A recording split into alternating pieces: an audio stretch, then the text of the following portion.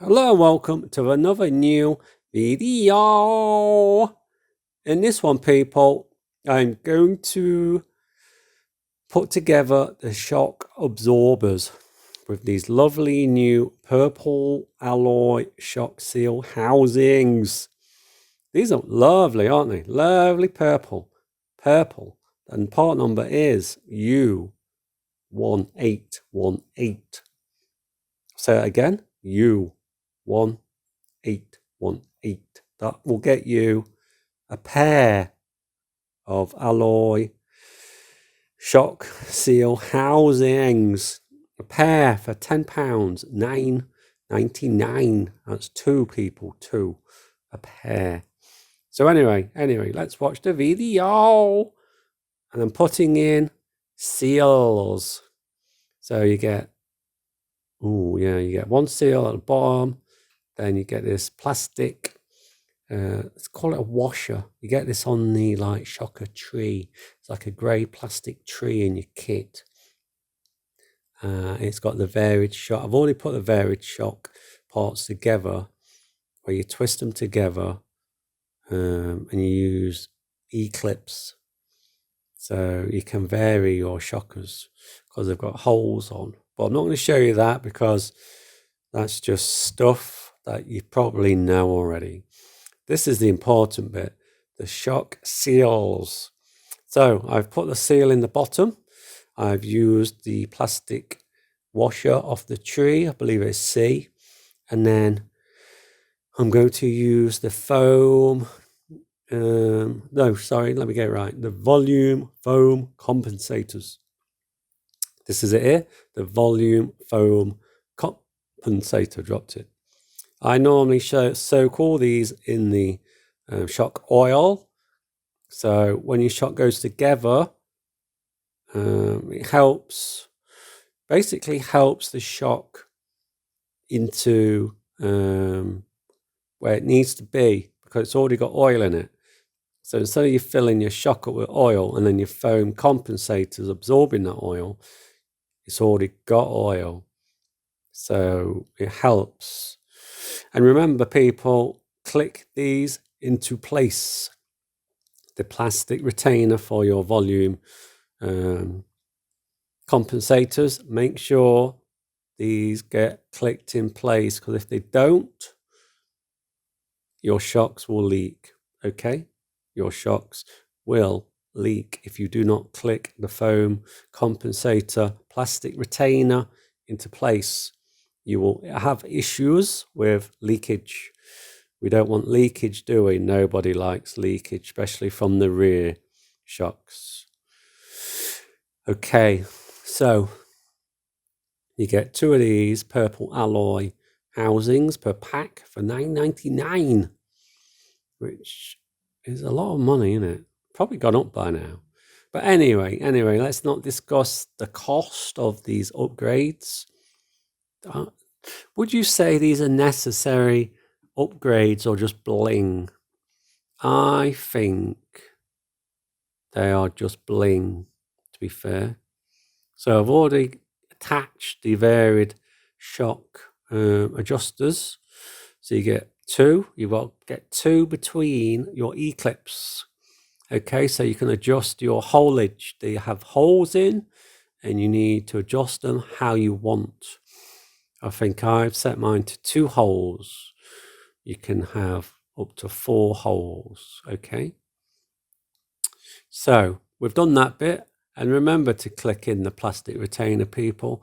Your shocks will leak. I've already done the front two.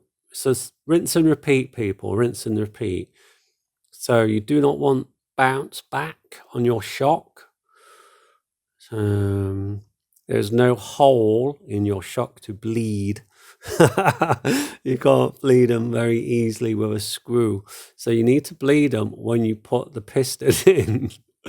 It's very easy. It's very easy, listen, people. It's very straightforward. I do not have any 450 oil because I wanted to put 450 in. I don't have any.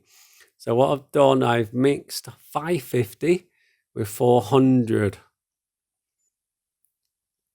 If you've ever watched Die Hard with Vengeance, and Simon says you've got to get 4 liters of water in a 5-liter jug. It's very similar to this. So you're mixing the oils, 450 and 550 to get, no, I've got 400 and 550 to get 450. That's right. So anyway, ignore my ramblings. So the bleedage to get a bounce back, it's very difficult to get bounce back free. Don't want any bounce back. Well, it's very, very difficult. I've settled on what I've got. I think I've got a tiny bit of bounce back, which I'm not that bothered about because it is like tiny amount.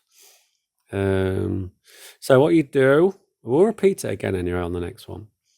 You put your piston in, slightly tighten your alloy shock housing, and push your piston down and slightly tighten your shock housing.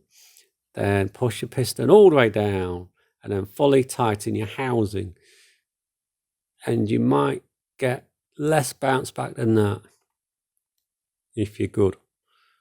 So that's one trip wonder, that is. One go, done. I'm happy with that because technically they will need redoing eventually. This is just like a quick build of my shocks. I know they'll need redoing, so it's a quick build, get them up and running. I want to see how good they are as they are with my mixture of 550 and 400 oil. You never know. If they last, I might keep them as they are for a bit. But the bounce back is minimal. Look at that bounce back. Tiny. Try and get none. I'm not redoing it for that amount of bounce back, okay? I'm happy with that. So let's do it again with this next one, just in case you missed my method.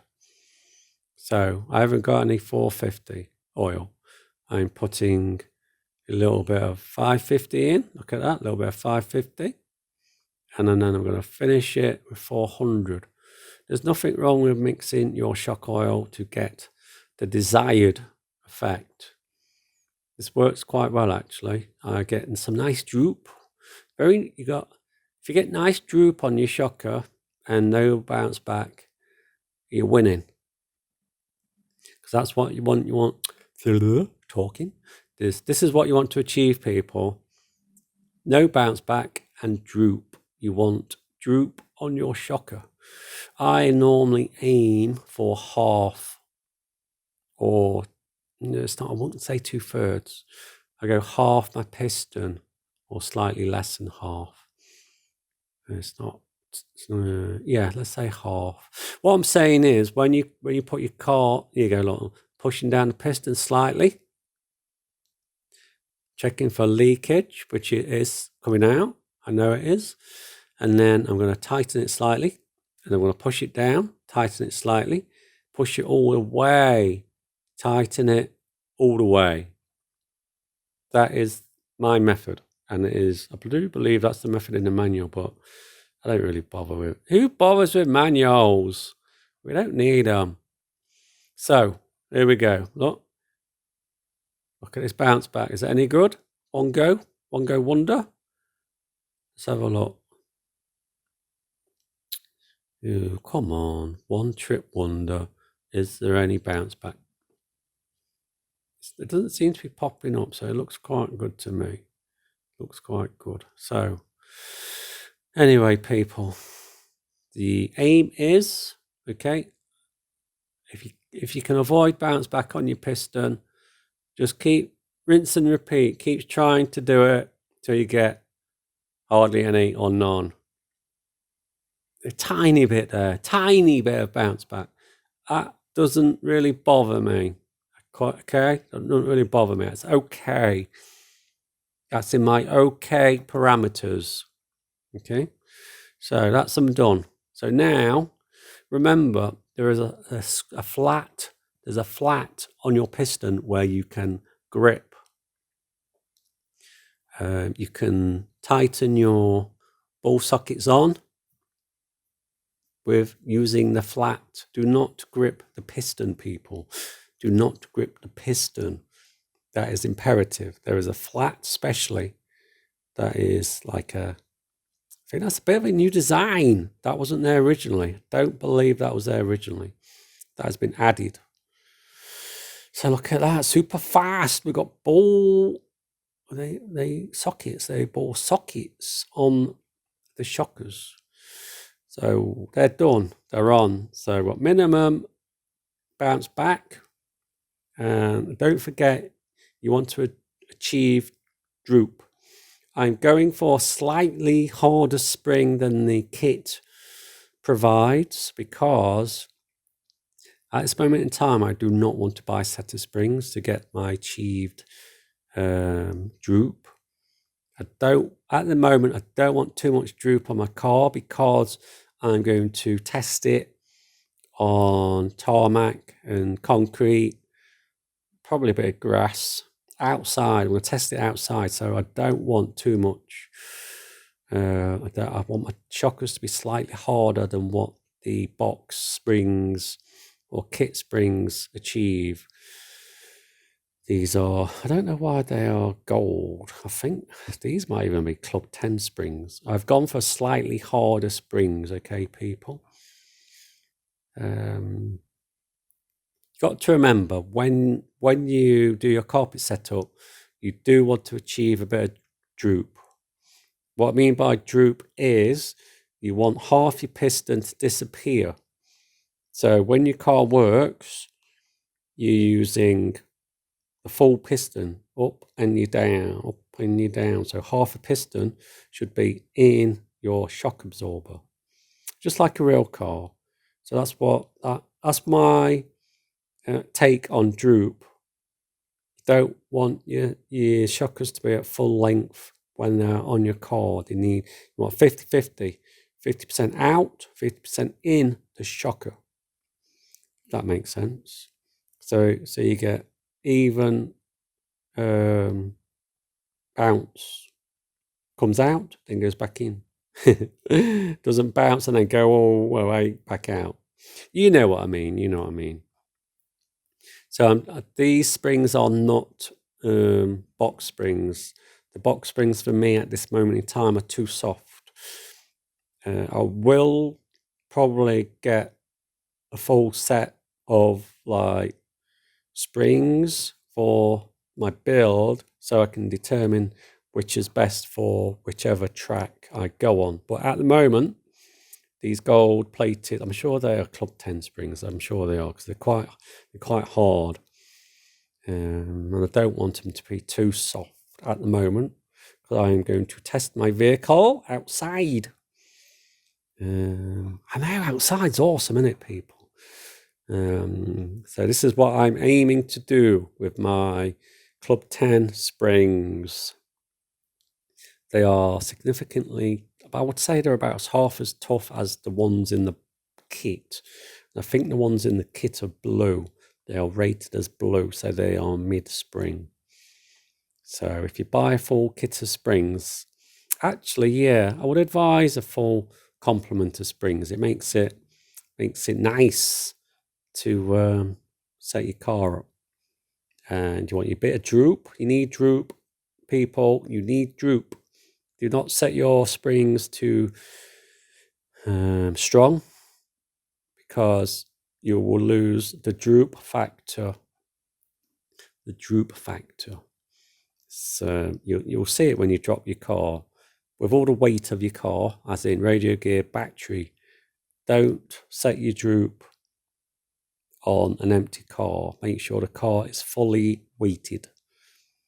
I've done that in the past. You load it up with your stuff, put your battery in, and you've just wasted your time because you need to reset it. It's quite important, people, that your droop is set. So anyway, I put 450 in my rears, 550 in my fronts. So that's quite nice for a carpet kind of setup. But you will, put it this way, people, you will adjust it. You will find your perfect setup. But 550 in the front, or was it 550 in the back, 450 in the front? No, it's 450 in the rear. Okay, so a bit tougher in the front, a bit softer on the rear, but you've got your spacers. I'm fitting, at the moment, I'm fitting a small spacer and a large spacer to get the spring tension. So you need to adjust. See, you got quite a lot of variables to adjust, people. Quite a lot of variables. You got your, don't forget you got your varied shock. So that's your first variable. You can adjust your varied shock on the inside. You can adjust your holes. Then again, you can adjust your spring tension, and you can adjust your springs. So you can put different spacers on to get your tension, and then that's it.